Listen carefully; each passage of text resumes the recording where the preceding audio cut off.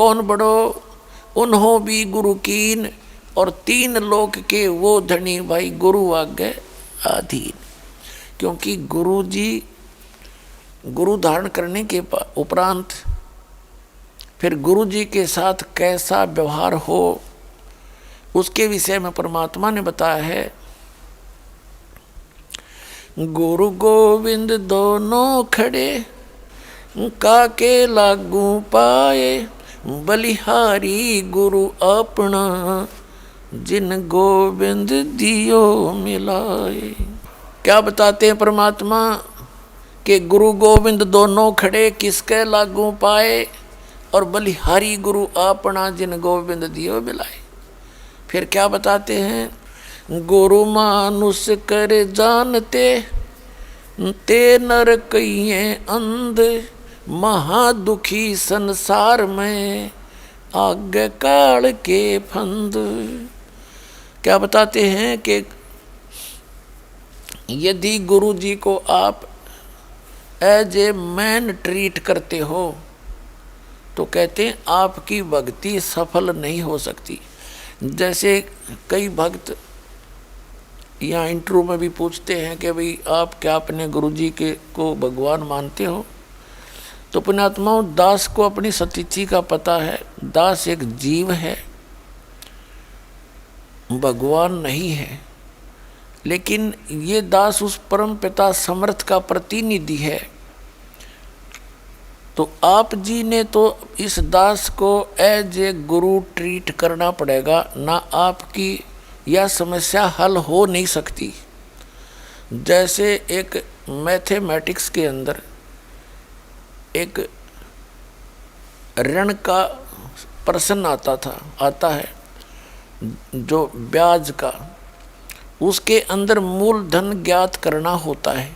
मूलधन तो उसके लिए पहले सपोज करना पड़ता है, मान ले मूलधन 100 रुपये।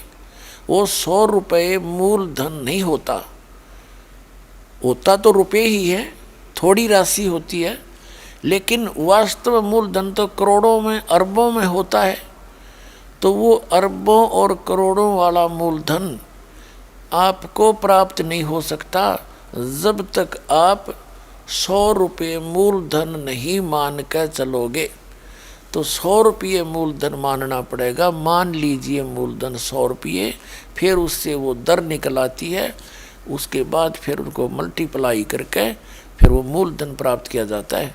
तो इसी प्रकार इस दास को यानी गुरु जी को आपने एज ए गॉड ट्रीट करना पड़ेगा, जिससे आपकी रिहर्सल बनेगी, आपका अभ्यास बनेगा। जैसे बच्चे मिलिट्री में भर्ती होते हैं, सेलेक्ट होते हैं, तो उनको युद्ध से पहले युद्ध करने की सारी ट्रेनिंग दी जाती है। ऐसे भी चलाया जाता है, ऊंचे ऊंचे से कुछ जंप कराया जाता है, खूब उछाल कूद कराई जाती है, रस्सों पर चढ़ाया जाता है, ऊंचे से जल में छलांग लगवाई जाती है, और युद्ध की रिहर्सल कराई जाती है। सामने किसी दीवार या मिट्टी के कट्टे रख के मिट्टी भर के बारदानों में, और उनसे फायरिंग करवाई जाती है, ताकि वो उस समय अपने वो जो पहले किया हुआ अभ्यास उनका काम आवे। और पहले ना कर रखा हो, बकवाद कर रखी हो, और युद्ध में जाकर खड़ा हो जाए, वहाँ क्या करेगा वो? 2 मिनट में फेल होगा ना सारे काम का। तो इसी प्रकार यहाँ आप जी ने इस दास को एज ए गुरु ट्रीट करके अपनी रिहर्सल करनी पड़ेगी। क्योंकि जब आप यहाँ से जाओगे शरीर छोड़ के, तो इस दास के रूप में परमात्मा मिल लेंगे, और वहाँ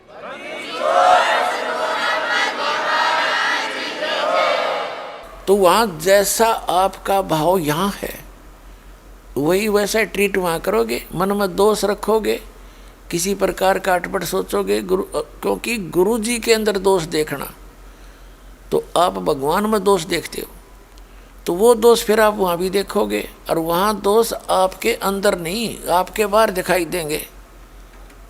वहाँ बताने की जरूरत ना पड़े, आपने इतना शर्मिंदा होना पड़ेगा और आपको वहाँ से रिजेक्ट कर दिया जाएगा, भाग यहाँ से। तो यहाँ परमात्मा कहते हैं गुरु मानुष कर जानते ते नर कहिए अंध, और फिर वो दुखी संसार में आज्ञा काल के फंद। इसलिए गुरु जी के प्रति आपका कैसा स्वभाव भाव बनना चाहिए। और गुरु जी की महिमा भी बताई है कि गुरु कितना काम आते हैं।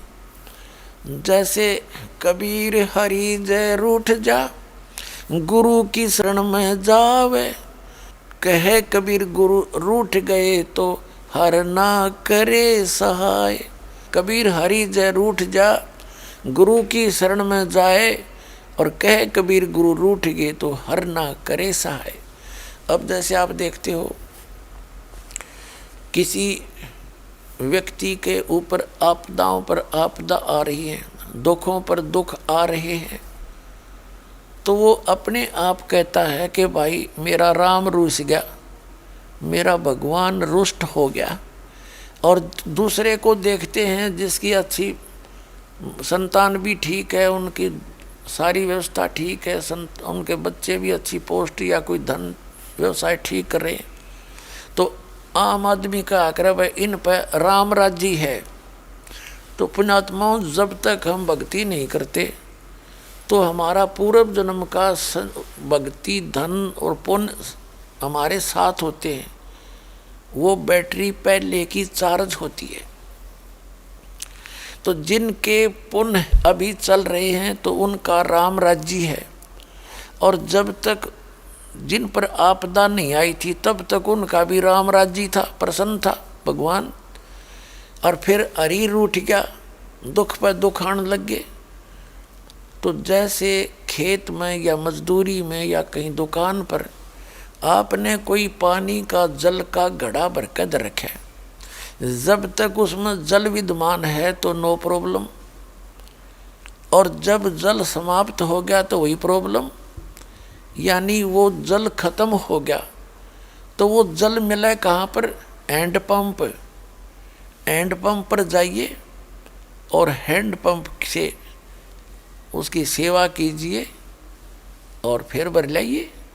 तो यहाँ समझो कहते हैं गुरु गोविंद दोनों खड़े, गुरु गोविंद दोनों खड़े, और काके लागू पाए, बलिहारी गुरु आपना जिन गोविंद दियो मिलाए।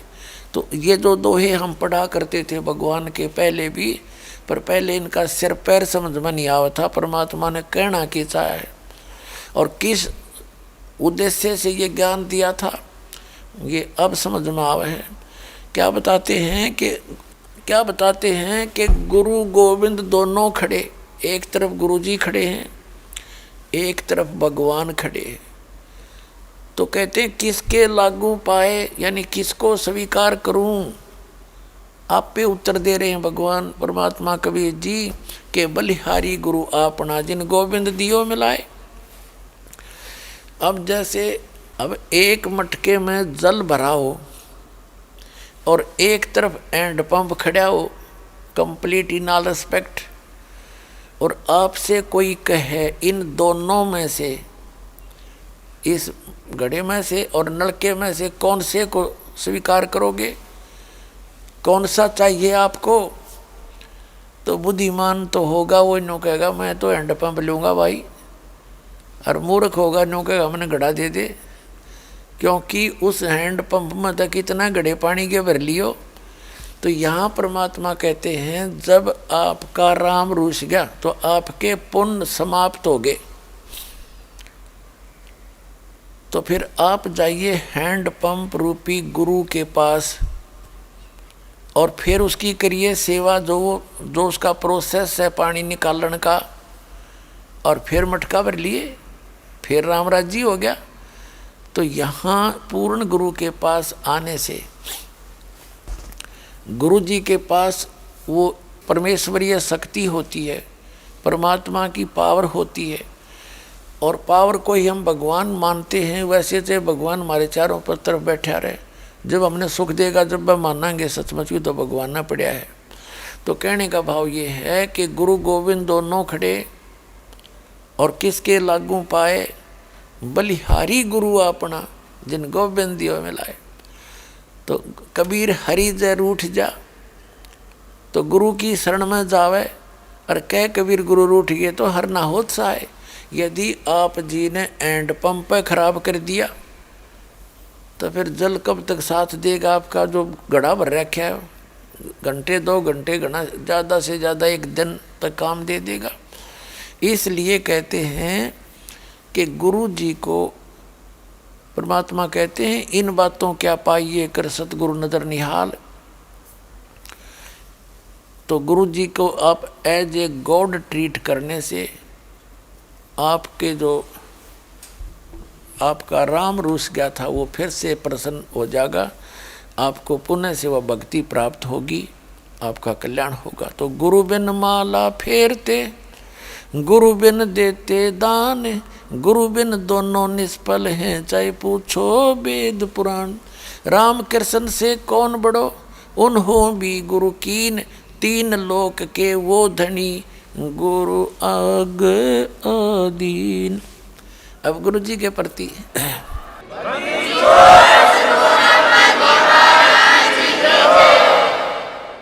अब कबीर परमात्मा